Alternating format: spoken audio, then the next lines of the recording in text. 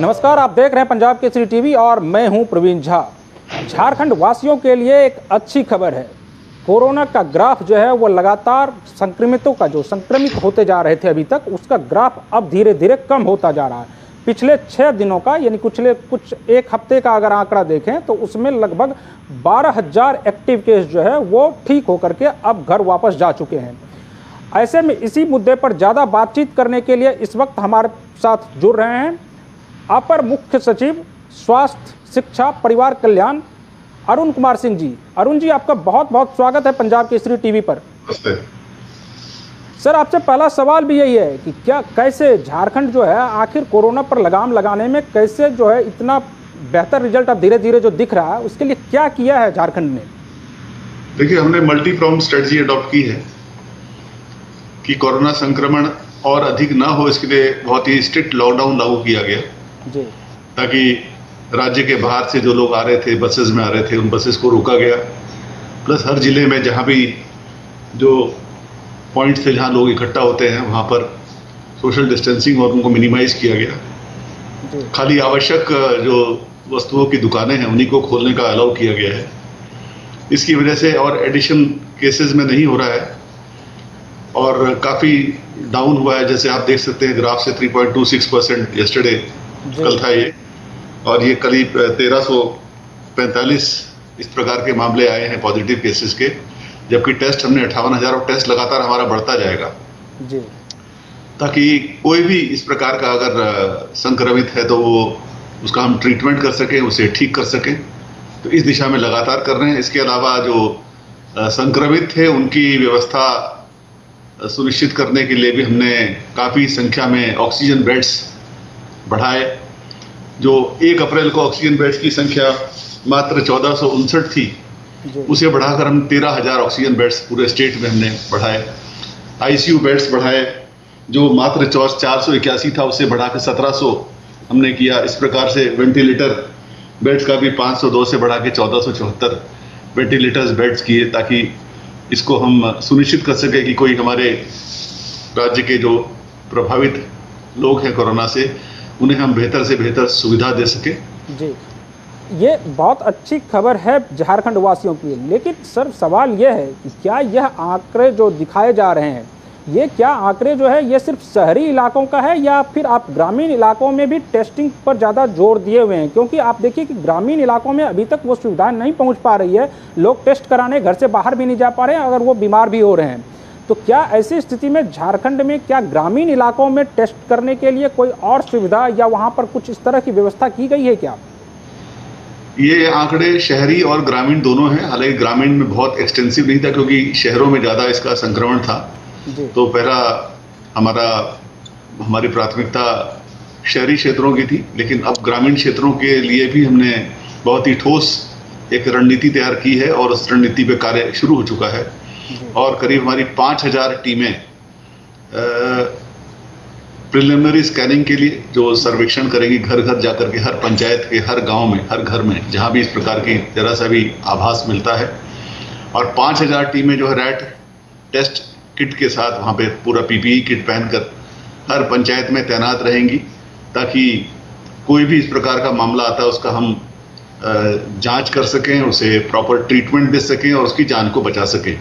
हमने करीब राज्य में 350 district Covid health centres setup किए हैं, जहाँ पे जो ग्रामीण क्षेत्रों में लोग हैं उन लोगों को अगर आइसोलेट करने की आवश्यकता पड़े तो वहाँ पर डॉक्टर्स के साथ और बाकी सब जो व्यवस्थाएं होती है, शौचालय की, पानी की, खाने की, रहने की, वो सब व्यवस्था के साथ वहाँ एम्बुलेंस भी लिंक की गई है, ताकि अगर आवश्यकता पड़े तो उन्हें हम अस्पताल में भेज सकें और उनका ट्रीटमेंट करा सकें। तो ये कॉम्प्रिहेंसिव स्ट्रेटजी के साथ हम मूव कर रहे हैं और हमें उम्मीद है कि ये कोरोना संक्रमण पर हम निश्चित रूप से पूरी तरह से काबू करेंगे।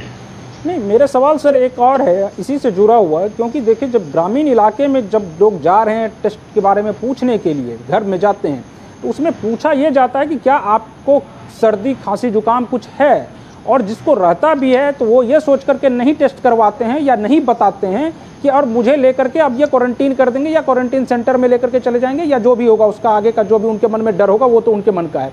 लेकिन सरकार क्या वहाँ पर टेस्टिंग किट के साथ पहुँचती है, या बहुत जगह देखा यह जा रहा है कि सिर्फ पहुँच गई और वहाँ खाना पूर्ति करके निकल जा रहे हैं लोग। तो क्या उस पर सरकार कैसे अंकुश लगाए कि कम से कम खाना पूर्ति ना हो, वो एक प्रॉपर काम हो? खाना पूर्ति का यहाँ पर कोई इरादा नहीं है जी। हमारी, जो मैंने जैसे बताया कि 5000 टीम्स जो है वो प्रिलिमिनरी स्क्रीनिंग की है, और वहीं उसी गांव में हमारे रैट टेस्ट किट के साथ भी हमने टीम को तैनात किया है हर गांव के जो कम्युनिटी हॉल होगा वहां पर, ताकि जो भी व्यक्ति जरा सा भी संदिग्ध मिले, जिसे लगता है कि इस प्रकार की आशंका है संक्रमित होने की, तो उसे हम बाकायदा टेस्ट कर सके, और यदि उसे एसिम्टोमेटिक है या आवश्यकता पड़ती है तो आइसोलेशन केंद्र में उनके परिवार वालों को समझा करके, क्योंकि पूरे परिवार को इससे खतरे की आशंका है, तो उनको समझा करके, और वो आइसोलेशन सेंटर इसलिए हमने बहुत अधिक संख्या में बनाए हैं और आवश्यकता पड़ने पर उनको और अधिक बढ़ाएंगे कि जो ग्रामीण है उसको बहुत दूर नहीं जाना पड़े, अपने गांव के पास ही जो आइसोलेशन सेंटर है उसमें वे रह सकें और उनको सुविधा दी जा सके, और आवश्यकता पड़े तो उन्हें अस्पताल भेजा जा सके। जी, आपके बन्ना गुप्ता जी जो स्वास्थ्य मंत्री भी हैं वो भी काफ़ी एक्टिव रहते हैं, तो क्या आप लोगों को उनका कुछ दबाव इस तरह का रहा कभी उनके ऊपर से, या सरकार की तरफ से ज़्यादा प्रेशर रहा कि नहीं अब कंट्रोल करने के लिए कुछ करना होगा, तो आप जो है इस तरह से या तो आंकड़े बंद कर दीजिए दिखाना, या कुछ इस तरह का कुछ आंकड़ा आप लोगों के पास आया था इस तरह का, क्या कुछ दबाव? नहीं, हमारे ऊपर कोई दबाव नहीं है। हमारा सारा जितने पदाधिकारी जो लगे हैं हेल्थ डिपार्टमेंट में, और हमें करीब 18 IAS ऑफिसर्स की भी सेवाएं मिली है जिन्हें हमें अलग अलग दायित्व दिए हैं जी। तो सभी ने बहुत ही एक मानवीय आधार पर और दिन रात मेहनत करके, दबाव में तो होता है कि जब दबाव हटे तो काम नहीं करेंगे जी, बिल्कुल, लेकिन हमने ये पाया कि हमारे पदाधिकारी रात को 2 बजे भी, 3 बजे भी, 5 बजे भी, 6 बजे भी वो हमेशा तत्पर रहे हैं, जो भी हमें सूचना मिली उस पर कार्य करने के लिए। तो कोई दबाव नहीं है, बल्कि एक सामाजिक सेवा का एक अवसर मिला है, राज्य की जनता की जान बचाने का अवसर मिला है, तो उसमें सभी पदाधिकारी, पूरी सरकार लगी है। हमारे माननीय मुख्यमंत्री जी भी लगातार इसमें बहुत तत्पर रहते हैं, हमेशा इसी बारे में सोचते रहते हैं, बहुत संवेदनशील है। तो इस दिशा में हम मिल करके कार्य कर रहे हैं, और आंकड़े बिल्कुल सही आंकड़े हैं। आंकड़ों में कहीं हमने छुपाने का प्रयास नहीं किया है जी। मैं इसलिए अपनी घटाएं। जी जी जी, मैं इसलिए ये सवाल आपसे पूछ रहा था कि पूरे देश के जो हालात है उस पर सभी लोग उसको जान रहे हैं कि किस तरह से आंकड़ों के साथ जो है वो खेल किया जा रहा है। मैं इसीलिए आपसे ये सवाल पर्टिकुलरली पूछा कि कम से कम झारखंड में तो यह स्थिति देखने को नहीं मिली थी, और शायद आप भी ऐसा ही बता रहे हैं। बल्कि झारखंड सरकार आगे बढ़ करके हमने हर तरह की फैसिलिटी दे रहे हैं, एम्बुलेंसेज भी मरीजों को फ्री हम दे रहे हैं, दाह संस्कार की भी हमने फ्री में व्यवस्था की है, ताकि अगर किसी को कोई समस्या हो तो उस समस्या का हम बहुत ही संवेदनशीलता के साथ उसको निपटा सके, और जो शोक संतृप्त परिवार है उसको मदद कर सकें। और भी हम कुछ नई योजना लाने वाले हैं जिसके बारे में अभी मैं नहीं बता सकता हूं, लेकिन जितने भी लोगों की डेथ हुई है उनके संबंध में भी सरकार ने एक नई योजना तैयार कर रहे हैं, वो भी जल्दी उसको हम अनाउंस करेंगे। अच्छा, अभी कितने एक्टिव केसेस हैं पूरे झारखंड में? पूरे झारखंड में अभी करीब 22,000 केसेस हैं, 22,000 केसेस। ओके, तो आप बाकी जैसे जो आपने कहा कि जो लोग अब जिनकी डेथ हो गई है उनके परिवार के लिए कुछ आप लोग सोच रहे हैं, तो क्या ऐसी कोई जानकारी आप मुझे देना चाहेंगे कि जिनकी हालत बहुत ख़राब है या जिनका डेथ हो चुका है, तो उसके लिए सरकार जो है उनके मतलब स्वास्थ्य सेवाओं को ज़्यादा बेहतर करने के लिए, या जिनका डेथ हो चुका है उनके परिवार वालों के लिए सरकार किस तरह की योजना पर काम कर रही है, थोड़ा सा अगर कुछ बता पाएँ तो? सरकार जिनकी डेथ हो चुकी है उनके परिवार को कुछ आर्थिक राहत देने के लिए योजना बना रहे हैं, और जो जिनकी तबीयत खराब है उनके लिए हमारा पूरा प्रयास है, जो हमने बताया आपको कि ICU बेड्स और वेंटिलेटर बेड्स हमने बढ़ाए हैं जी। और हमने कैसे अपने पैरामेडिकल स्टाफ की संख्या को बढ़ाया है, जहाँ पे शॉर्टेज थी कैसे अस्पतालों को बेहतर किया है, अस्पतालों का मैनेजमेंट सिस्टम भी हमने इम्प्रूवमेंट लाए हैं, और दवाइयों की शॉर्टेज नहीं हो इस संबंध में भी हमने मल्टी प्रॉन्ग स्ट्रेटजी पे काम किया है कि दवाइयाँ हैं, इंफ्रास्ट्रक्चर है, पैरामेडिकल स्टाफ है, इसकी कमी ना हो, लगातार इसमें हम लोग लगे हुए हैं। और अभी हमें जो मौका मिला है, जो हमारे संक्रमण की दर कम हुई है, इससे हमें एक मौका मिला है कि हम इसमें हम कैसे अपने और सुदृढ़ कर सकें, ताकि अगर आने वाले समय में थोड़ा और बड़ा चैलेंज आता है तो उसको हम बहुत बखूबी उसको हैंडल करेंगे। अच्छा, इस पूरे पैंडेमिक के दौरान ना ऑक्सीजन की कमी काफ़ी देखी गई, तो क्या झारखंड में भी इसकी किल्लत लगातार बनी रही या वह बहुत कुछ दिनों के लिए ही रहा और बाद में वह सामान्य हो गया? झारखंड में ऑक्सीजन की कोई कमी नहीं थी, क्योंकि झारखंड में हमारे पास आज की तारीख में 5 ऐसे ऑक्सीजन जनरेशन यूनिट्स हैं, जिससे न केवल झारखंड बल्कि 10 राज्यों को भी हमने ऑक्सीजन सप्लाई की है। हमने अस्पतालों को भी ऑक्सीजन सतत आपूर्ति बनाए रखने की दिशा में कार्य किया और एक संजीवनी ऑक्सीजन योजना आरंभ की, ताकि वो गाड़ी में सिलेंडर्स रख करके किसी भी अस्पताल में यदि कोई शॉर्टेज की सूचना मिले तो वो गाड़ी तुरंत पहुंच करके वहाँ ऑक्सीजन दे दे। PSA प्लांट होता है, जो ऑक्सीजन जनरेशन प्लांट होता है, वो भी 3 जिलों में स्थापित हो गया है और बाकी 24 जिलों में हम PSA प्लांट स्थापित करने की दिशा में भी आगे बढ़ रहे हैं। लिक्विड ऑक्सीजन कंटेनर्स, जो टैंकर्स होते हैं, वो भी हमने कुछ प्राप्त हुए हैं, उनको भी हम अधिष्ठापित कर रहे हैं, ताकि ये ऑक्सीजन की फ्यूचर में भी कमी नहीं रहेगी और पास्ट में भी कमी नहीं थी, और डिस्ट्रीब्यूशन भी उसका हम बेहतर करेंगे। नहीं, ऐसा हुआ कि ऑक्सीजन सप्लाई बढ़ाने के लिए इंडस्ट्रियल ऑक्सीजन को स्वास्थ्य के लिए यूज करने लगे लोग, और करना भी जरूरी हो गया था, लेकिन उसका एक नुकसान ये हुआ कि अब जब उस सिलेंडर की सफाई सही से नहीं हो रही है, उसी का अब जो दिखने में आ रहा है कि ब्लैक फंगस हो, चाहे और भी जो अन्य तरह की बीमारियां हो, उस ऑक्सीजन की वजह से अब धीरे धीरे ये बहुत सारे रिपोर्ट आ रहे हैं कि उसी ऑक्सीजन की वजह से ये हो रहा है। तो क्या उस सिलेंडर को की सफाई के लिए आप लोगों ने कोई व्यवस्था की है? इसमें इशू सिलेंडर की सफाई का नहीं है, ये इसमें इशू है उसका जो मास्क जो लगता है पेशेंट के ऊपर, उसको प्रॉपर सैनिटाइज करके जब एक पेशेंट से दूसरे पेशेंट पे ट्रांसफर किया जाता है या उसकी सफाई करके जब उसको इंस्टॉल किया जाता है। इसके अलावा ब्लैक फंगस का एक कारण है कि यदि कोई मरीज शुगर पेशेंट है, डायबिटीज उसको है, वो एक उसकी ससेप्टिबिलिटी बढ़ जाती है। इसके अलावा स्टेरॉइड्स, इसके ट्रीटमेंट के समय स्टेरॉइड्स का जो इस्तेमाल हुआ, उससे भी थोड़ी उनकी इम्यूनिटी डाउन होती है, तो उसके फलस्वरूप ये ब्लैक फंगस का है। लेकिन झारखंड में अभी तक ब्लैक फंगस के करीब 28 केसेस आए हैं और एक डेथ हुई है, और इसके लिए हमने स्पेशल एक वार्ड सेटअप किया है रिम्स में। हमारा जो Rajendra institute of medical science है, उसमें special ward with specialist doctor surgeons को हमने उसमें डेप्यूट किया है, और दवाइयाँ भी वहाँ हमने पर्याप्त मात्रा में उपलब्ध कराई हैं। तो मुझे उम्मीद है कि इस जो नया संक्रमण है, इस संक्रमण को भी हम कंट्रोल कर पाएंगे। अच्छा, तीसरे लहर की भी बात सामने आ रही है कि अब तीसरा लहर भी शायद हो सकता है कि आए, तो एक तो उसके लिए आप लोग किस तरह से तैयार कर रहे हैं अपने आप को, और दूसरा सवाल एक और है कि तीसरे लहर में ये कहा जा रहा है कि बच्चे जो हैं वो ज़्यादा अफेक्टेड होंगे, तो उसके लिए क्या कुछ अलग से कोई वार्ड बच्चों के लिए बनाया जा रहा है? जी हाँ, बिल्कुल, इसके लिए हम लोग ने तैयारी शुरू कर दी है, और बच्चों के लिए वार्ड्स हैं, पीकू बोलते हैं उसे, पेडियाट्रिक इंटेंसिव केयर यूनिट या स्पेशली नेटल केयर यूनिट। तो ये भी सेटअप हम कर रहे हैं, क्योंकि उसमें स्पेशल टाइप के इक्विपमेंट की या वेंटिलेटर की आवश्यकता होती है। अपने डॉक्टर्स को प्रशिक्षित करना, पैरामेडिकल स्टाफ को प्रशिक्षित करना, बच्चों के लिए जो दवाइयों की आवश्यकता है उस दवाइयों की व्यवस्था करना, एक जागरूकता पैदा करना कि ये समस्या नहीं हो। हमने कल से ही माननीय मुख्यमंत्री जी के स्तर से एक वेबिनार का आयोजन किया गया। 1000 डॉक्टरों ने पूरे देश भर से उसमें भाग लिया है, और काफ़ी अच्छे सुझाव आए हैं। उन सुझाव पर हम लोग काम कर रहे हैं, और राज्य के हर जिले में हम ये बच्चों के लिए वार्ड्स प्लस हमारे जो डॉक्टर्स हैं, जो शिशु रोग चिकित्सक हैं, उनको भी आइडेंटिफाई करके, उनको भी जो नहीं है, जहाँ पर शॉर्टेज है वहाँ प्रशिक्षित करके उनको इस पर्टिकुलर एस्पेक्ट से उन्हें भी हम तैयार कर रहे हैं। पैरामेडिकल स्टाफ के ऊपर भी हमने काम शुरू कर दिया है, क्योंकि नए वार्ड्स होंगे और इनमें चाइल्ड फ्रेंडली वार्ड बना रहे हैं, ताकि बच्चों को ऐसा ना लगे कि अस्पताल में कोई एक फॉरेन एनवायरनमेंट में आ गए हों जो उनको बहुत अच्छा महसूस नहीं हो। तो उस वार्ड को भी कैसे चाइल्ड फ्रेंडली बनाया जाए, इस दिशा में भी कार्य आरंभ हो चुका है। अच्छा, एक और परेशानी लोगों को आ रही थी कि लगातार एम्बुलेंस की शॉर्टेज देखी जा रही थी, तो क्या एम्बुलेंस के लिए भी सरकार ने कुछ किया है कि और एक्स्ट्रा एम्बुलेंस के लिए?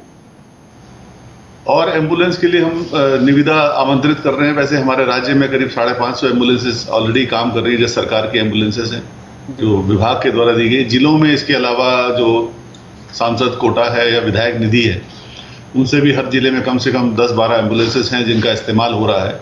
तो एम्बुलेंस की ऐसी कोई शॉर्टेज नहीं है, खाली उनका मैनेजमेंट का इशू है जो हम लोग उसको बढ़िया से मैनेजमेंट करवा रहे हैं उसका। अच्छा, एक काला बाजारी को लेकर सवाल है कि लगातार यह देखा गया, अब तो हालांकि कमी आ गई है उसमें, लेकिन जिस समय रेमडेसिविर को सबसे ज़्यादा दवाई के रूप में इस्तेमाल किया जा रहा था, उस वक्त ये था कि रेमडेसिविर की काफ़ी ज़्यादा कालाबाजारी हो रही थी। तो क्या और अन्य दवाइयों की कालाबाजारी ना हो, इसके लिए सरकार क्या कर रही है? कालाबाजारी उस दवाई की होती है जिसकी डिमांड ज़्यादा हो और सप्लाई कम हो जी। तो इस पर हम लोग लगातार नज़र रखे हुए हैं कि ऐसी दवाइयाँ जिसकी डिमांड ज़्यादा है और सप्लाई कम है, उसकी एक तो सरकार के स्तर से प्रोक्योरमेंट करके उस दवाई को हम उपलब्ध कराएं। साथ ही साथ हमने फ्लाइंग स्क्वाड्स भी बनाए हैं ताकि इस प्रकार की शिकायत मिलने पर कार्रवाई हो सके। शीघ्र ही हम एक इसकी मैक्सिमम रिटेल प्राइस के संबंध में भी हम लोग एक एडवाइजरी जारी करने वाले हैं, जिसमें न केवल ये दवाइयाँ होंगी बल्कि पल्स ऑक्सीमीटर है, थर्मोमीटर है, इनका भी जो एक्स्ट्रा चार्जेस वसूल करने की शिकायतें आई थी, उन शिकायतों पर अंकुश लगा पाएंगे और आने वाले समय में ये एक बहुत सपोर्ट रहेगा हमारे आम जनता को। अच्छा, एक आपसे जुड़ा है, आपको थोड़ा सा पर्सनल भी हो जाएगा वो सवाल कि किसी भी डिपार्टमेंट के काम को बेहतर करने के लिए आखिर क्या है अरुण कुमार में कि अरुण कुमार को उस दूसरे विभाग के काम को अगर बेहतर करना है तो ट्रांसफ़र करके अरुण कुमार को लाया जाता है?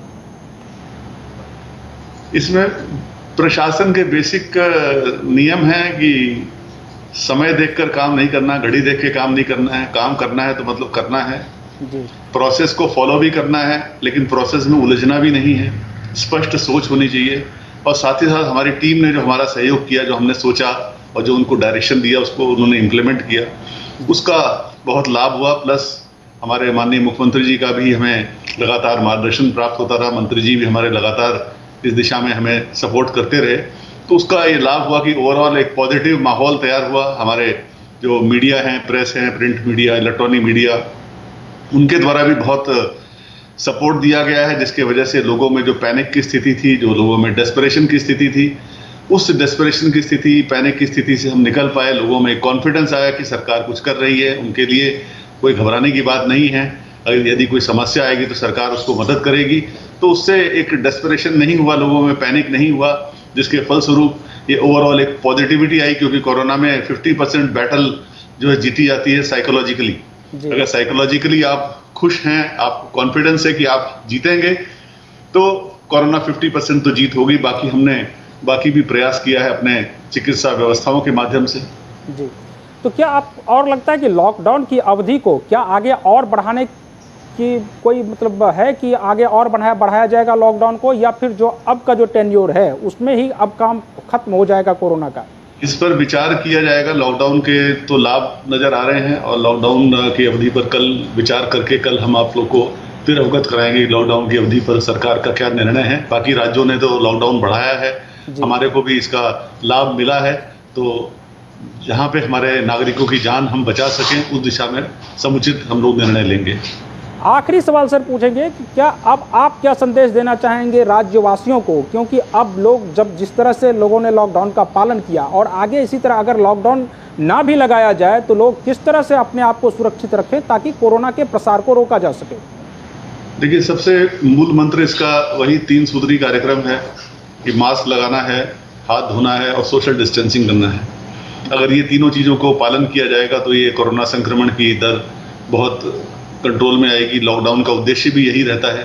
तो यदि लोग खुद समझ जाएं, लेकिन खुद इतनी आसानी से लोग समझते नहीं हैं, तो मेरा उनसे यही अपील है कि वे सेल्फ डिसिप्लिन करें अपने आप को और अपने विशेषकर जो वृद्ध लोग हैं या जो थर्ड वेव की बात हो रही है, बच्चे हैं, उन्हें मतलब शहर अपने घर से बाहर नहीं निकलना हो, आवश्यकता अगर नहीं हो तो जबरदस्ती नहीं निकले कि घूमने निकल रहे हैं या इधर उधर देखने के लिए निकल रहे हैं। अगर बहुत आवश्यक हो तभी अपने घर से निकलें और अपने को सुरक्षित रखें, अपना इम्यूनिटी को स्ट्रांग करें। जो इसका प्रोटोकॉल है, योगा करें, स्टीम लें, गार्गल करें और अपनी इम्यूनिटी को बढ़िया बना के रखें ताकि कभी अगर इस प्रकार की संक्रमण होता भी है तो संक्रमण का वे सफलतापूर्वक मुकाबला कर सकें। जी अरुण जी, आपका बहुत बहुत शुक्रिया हमसे बात करने के लिए। तो आप सुन रहे थे अभी तक अरुण कुमार जी जिस तरह से बता रहे हैं कि अब आगे शायद लॉकडाउन बढ़ाने की नौबत ना आए, अगर लोग सही से अपने घर में अपने आप को रखेंगे, कोरोना प्रोटोकॉल का पालन करेंगे तो ऐसी नौबत शायद नहीं आएगी। लेकिन इसके बारे में वो कल बताएंगे कि अब आगे क्या किया जा सकता है, लॉकडाउन को और आगे बढ़ाया जा सकता है या नहीं बढ़ाया जा सकता है। जो दर्शक अभी तक हमारे साथ जुड़े हुए थे उनका भी बहुत बहुत शुक्रिया और मुझे दीजिए अनुमति। नमस्कार।